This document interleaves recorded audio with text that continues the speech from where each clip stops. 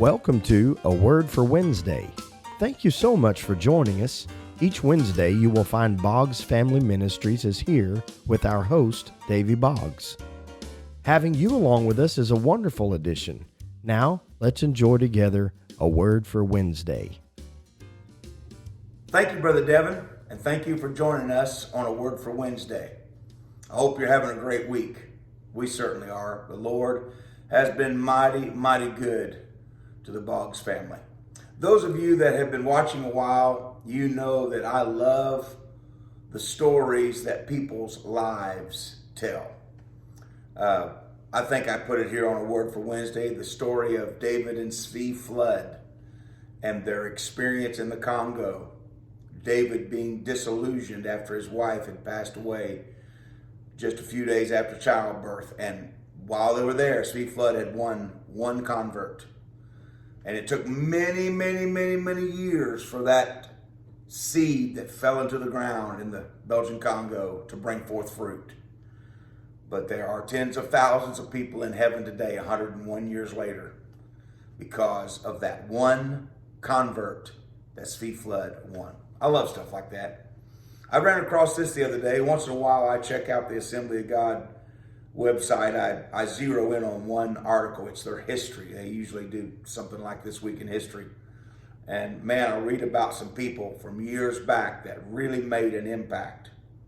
And one of those just recently that I read was Robert Kenneth Ware. And I think he went by Kenneth. He was born in 1917, lived up into the 2000s. He was born in the United States, but he was raised in Switzerland. He devoted his whole life to ministry.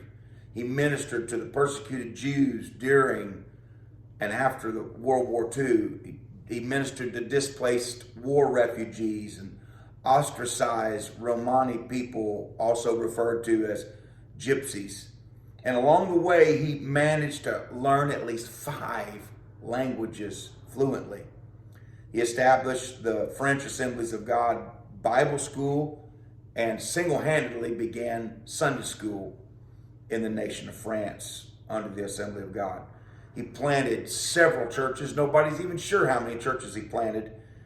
And he provided an accurate translation of the New Testament for the French-speaking people. This was an amazing guy. Listen just a moment. He was born in Memphis, Tennessee.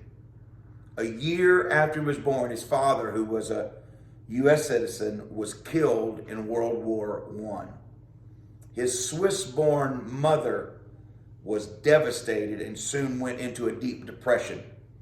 She took her young son to Switzerland where she could be with family, but she ultimately went into seclusion, deep seclusion, to deal with her grief. And due to those early life traumas, Kenneth Ware developed a deep stammer, and it made schooling for him very, very difficult. In 1932, listen to this now. In 1932, when Kenneth Ware was about 15 years old, the English evangelist, Smith Wigglesworth, ministered there in Switzerland. He met young Kenneth Ware on the street, and seeing his predicament, his stammer, he couldn't communicate with him, he asked the boy to stick out his tongue. The evangelist, Smith Wigglesworth, touched his tongue and said, "This tongue shall preach the gospel." From that very moment, his stammer ceased. It was over. It was 1 year later when Kenneth Ware surrendered his life to Christ in a revival led by Douglas Scott, another British minister who was instrumental in the French Pentecostal churches, in the early churches. Ware felt a call to ministry and he began to evangelize. And he evangelized with other young people in the south of France. And as a result of these efforts in those early years, at least 25 churches were planted. Ware married Susie Vinitsky, a Jewish Christian. And when Adolf Hitler invaded France in 1940, their home became a refuge for Jews seeking to escape France into Switzerland. When a friend under severe torture revealed their names to the Germans as a hiding place for Jews, the Wares attempted to flee to Switzerland. Their train was halted by Nazi agents, and they ignored Susie and their 7-month-old son, but they took Kenneth in for questioning. They brutally beat him and told him that he would be executed the next morning. At some point that evening, he revealed to one of the guards that he was a pastor.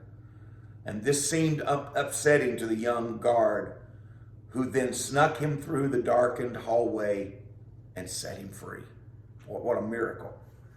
Ware located his wife and son in Switzerland, and he ministered there for the duration of the war. In 1948, they returned to France to find a devastated country flooded with refugees from all over Europe. He established a mission church for those displaced people.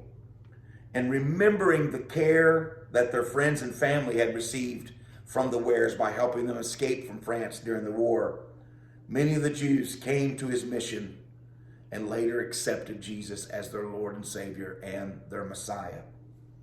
Because most of his money went to funding outreach for these refugees, the Ware family lived in a part of Paris that was then known as the Street of Crimes. It was definitely the poor part of town. He received permission to open a church in an abandoned nightclub. Within 10 years, the community was so transformed by that little church in that bad part of town that the police no longer felt the need to patrol the streets as heavily as they did before.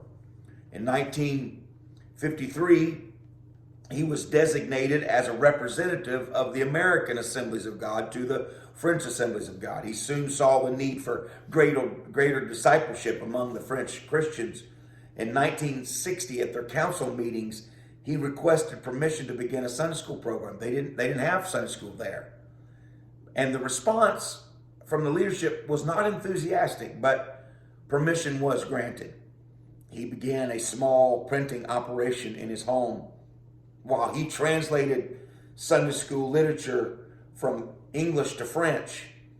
His wife and 2 sons ran the duplicator.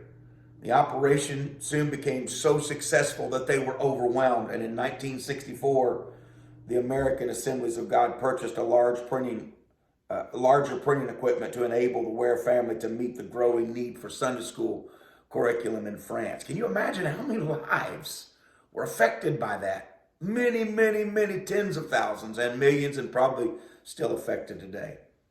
During this time, there was a growing Pentecostal revival in the French Romani or Gypsy community. Once again, his heart was drawn to these people who were mistreated and thought to be of little human value, just as the Jews were thought of in decades previous to that. For 7 years, Ware traveled to the gypsy camps. He lived with them in their trailers. He established churches and even built a Bible school and elementary school for their children. In 1972, their churches were so well established that a superintendent among them was chosen, and Ware was able to turn his attention to other needs. Throughout his ministry, Ware was a self-starting learner. He became an outstanding scholar of Greek language and soon became a teacher of advanced Greek at the Continental Bible College in Brussels, Belgium. I mean, this is awesome. This stammering young man who was healed and prophesied to. Listen to this. This experience motivated him to begin a Bible school for the French church in Paris. And while at this school, the French Bible Society, who did not have a reliable New Testament translation into French, asked him to take on that project, and he did. And it took him 3 years. But today, the French have a reliable translation of the New Testament because of this man.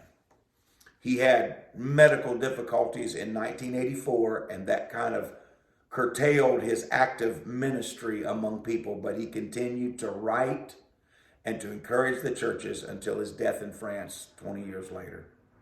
His influence continues today in French Sunday school, in the gypsy communities, every place that a French-speaking person picks up the New Testament, in Bible schools and beyond.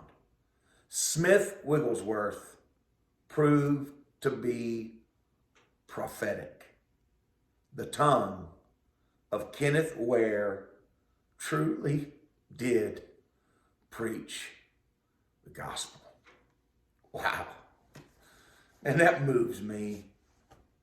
It moves me right down in my core. And it does a couple things to me. Number one, it inspires me to work harder.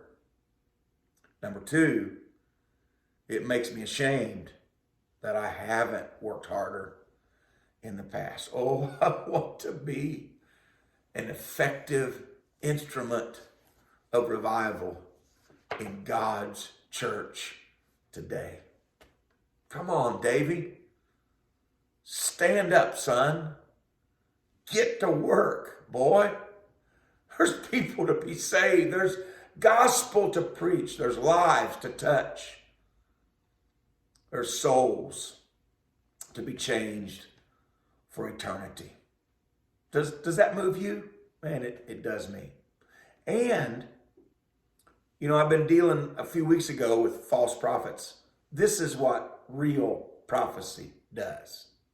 Smith Wigglesworth, stick out your tongue, son. Touches the tongue. Well, that's uncouth. Who's going to do that? That's not sanitary. Who wants to touch a tongue? Who wants somebody to touch your tongue? But when God's in it, this tongue shall preach the gospel. Boy wasn't even saved, but a year later got saved and gave his life preaching and reaching more people than I could ever even imagine reaching. Prophecy came true because when God speaks, it's real. And when God touches a life like Kenneth Ware, that life touches others. Oh man, I hope that inspires you as it inspires me. Thank you for joining us. God bless you, friends. See you next week. That is our word for Wednesday. We are so glad that you've spent a few minutes with us today. If you've been touched by today's episode, please share it with your friends and family. We welcome your questions or comments below or by email. You can find the email address in the description, along with a link to mile markers, the website for Boggs Family Ministries. Also, please give this video a thumbs up and subscribe to our channel. Thank you again, and we hope to see you next Wednesday.